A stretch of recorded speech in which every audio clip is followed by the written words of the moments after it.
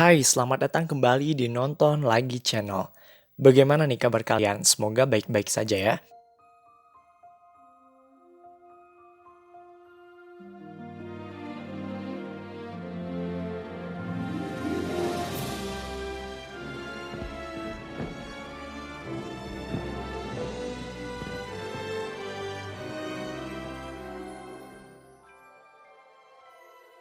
Episode kali ini kita akan membahas satu topik yang banyak banget kalian request, yaitu teori gelap Disney Pixar.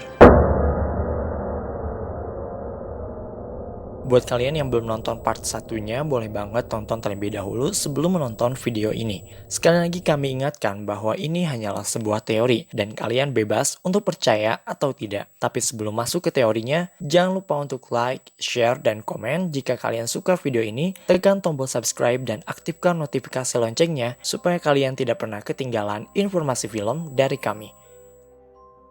Oke, berikut ini adalah teori gelap Disney Pixar part 2.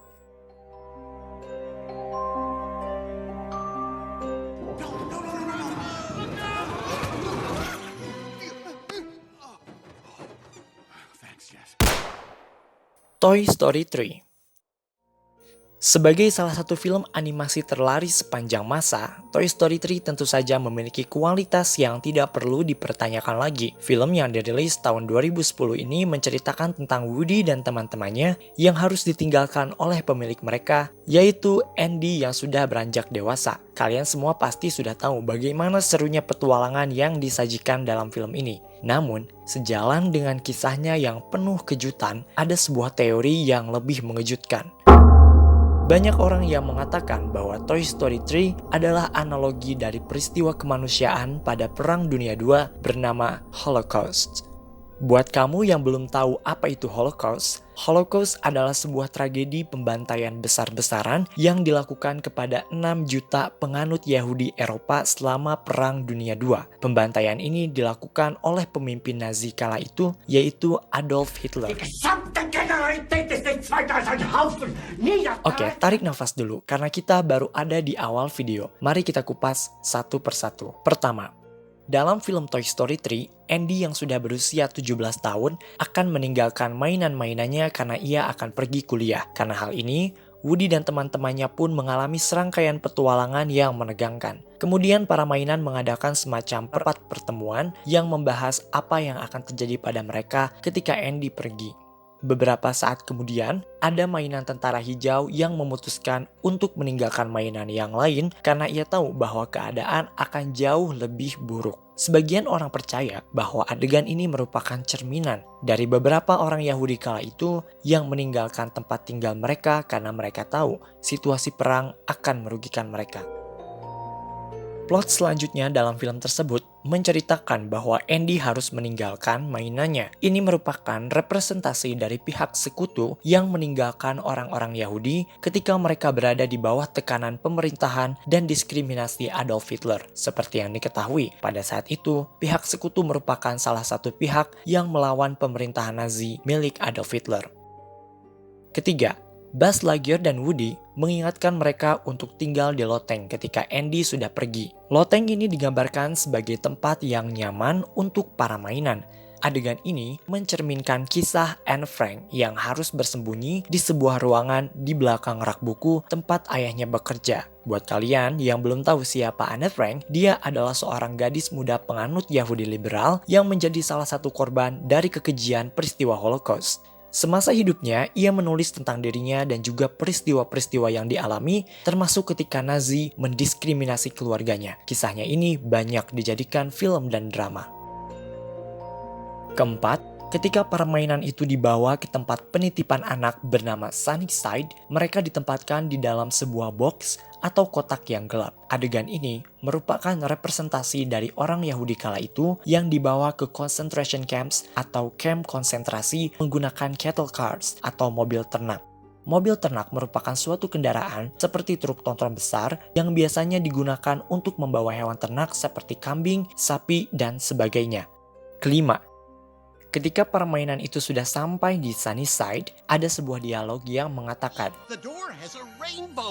atau di pintunya pun ada pelangi. Dialog ini menunjukkan bahwa para mainan mengira Sunnyside merupakan tempat yang sempurna untuk para mainan. Adegan ini hampir mirip dengan orang-orang Yahudi kala itu yang baru sampai ke kamp konsentrasi Auschwitz di Polandia. Kamp konsentrasi adalah sebuah tempat atau camp atau kemah di mana orang-orang Yahudi mendapatkan penyiksaan dan pemaksaan. Kamp konsentrasi ini berdiri di beberapa negara yang dikuasai oleh Nazi. Setiap camp ada perlakuan yang dikonsentrasikan atau perlakuan khusus kepada para penghuni. Misalnya, kamp konsentrasi Dachau di Jerman digunakan untuk menahan tawanan politik, sedangkan kamp konsentrasi Auschwitz di Polandia digunakan untuk memusnahkan manusia. Di gerbang camp tersebut tertulis dalam bahasa Polandia yang kurang lebih artinya adalah bekerja akan membuat kamu bebas. Tulisan di gerbang ini seolah-olah memberikan harapan bahwa dengan bekerja di sana akan membebaskan mereka dari berbagai macam tekanan dan diskriminasi. Nyatanya, mereka justru mendapatkan perlakuan yang sangat tidak manusiawi, persis seperti para mainan yang mendapatkan perlakuan buruk dari anak-anak.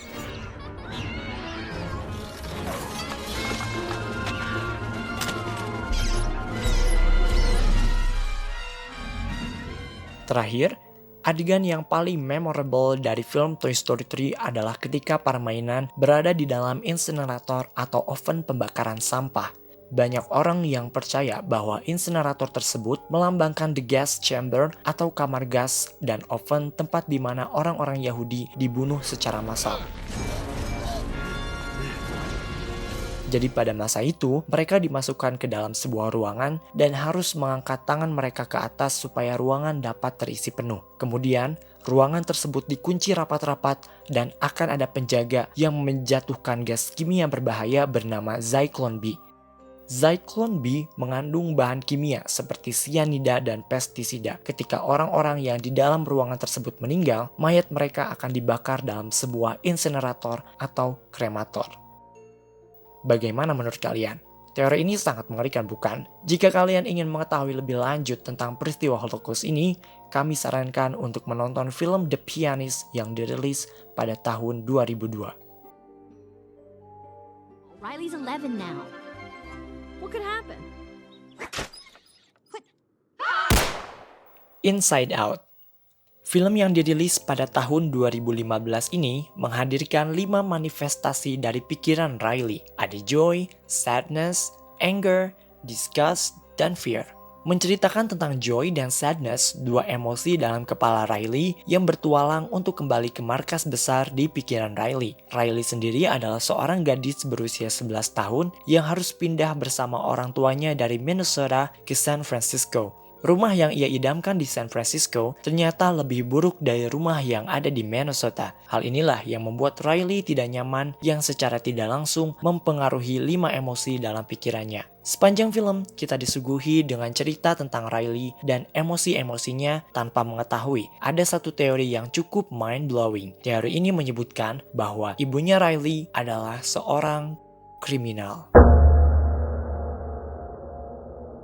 Dari beberapa sumber, termasuk Pixar Wikipedia, ibunya Riley bernama Jill Anderson atau Gillian Anderson, pakai huruf E. Dalam salah satu adegan di film Inside Out, ketika Riley akan pergi ke Minnesota sendirian, ia mencuri kartu kredit milik ibunya. Di belakang kartu tersebut, tertulis sebuah nama yang sudah ditandatangani dengan nama K.N. Anderson dengan huruf O, yang mana itu bukanlah nama dari ibunya Riley. Apakah ibunya Riley mencuri kartu kredit orang lain, atau ia memiliki kartu kredit dengan nama yang palsu?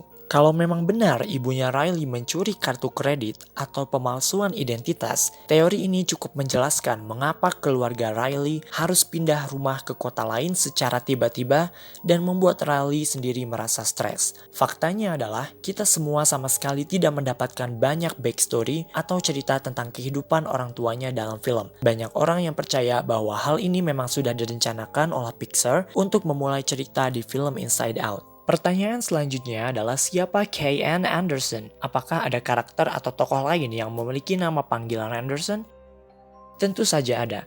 Mungkin kalian tidak percaya ini, tapi banyak orang yang percaya bahwa K.N. Anderson adalah ibunya Bonnie di film Toy Story 3. Nama lengkap Bonnie adalah Bonnie Anderson, dan kita tidak pernah tahu apa nama awal dari Mrs. Anderson. Jadi mungkin saja nama awalnya adalah K.N. Ibunya Bonnie hidup bertetangga dengan ibunya Andy, yang artinya mereka tinggal di daerah yang sama bernama Tri-County. Coba kalian ingat lagi paruh terakhir film Toy Story 2, di mana para mainan mengejar mainan Woody dan Jessie yang dicuri oleh Albert McQuiggan alias Al. Di salah satu scene, terlihat sebuah plang bertuliskan Tri-County International Airport. Hal yang mengejutkan adalah ternyata dalam film Inside Out, ketika Riley sedang bermain hoki, ada spanduk yang bertuliskan Tri-County Hockey Championship. Artinya, ketiga orang ini, ibunya Andy, ibunya Riley, dan ibunya Bonnie hidup di satu daerah yang sama, yaitu Tri-County Area.